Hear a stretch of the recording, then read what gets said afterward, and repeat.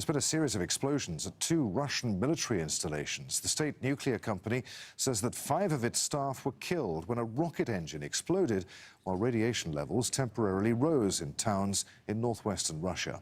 The military has blamed lightning for the blasts at a depot in Siberia. Charlotte Bellis reports.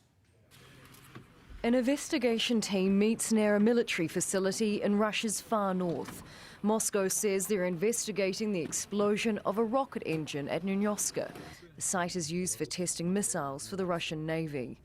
Russia's state nuclear company said staff members died in the blast, while US analysts suggest it was likely a new nuclear-powered cruise missile that President Putin said Russia was producing in March last year. The United States formally withdrew from the 30-year-old Intermediate-Range Nuclear Forces Treaty with Russia last Friday.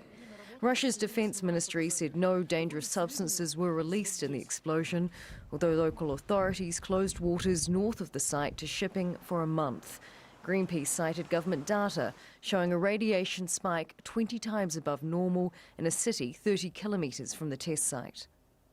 The biggest threat is the release of radioactive substances on the inhabitants of a settlement located next to that military base. Nevertheless, for the inhabitants of Severodvinsk, a city, there could also be a danger depending on what kind of substances were released and whether they reached the town. Residents took no chances. They bought medical iodine, known to block the absorption of radiation. The events have shaken up the whole town. People started to panic. Within a matter of an hour, all the iodine and iodine-containing drugs were sold out.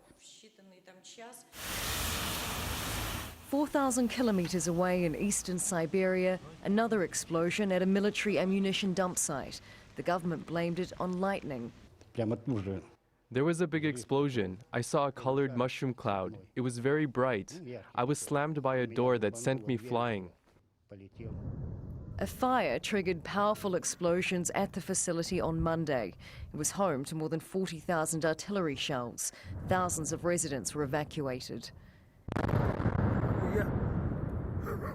Russians in both regions are now demanding transparency from authorities and the potential risks posed by the blasts. Charlotte Bellis, Al Jazeera.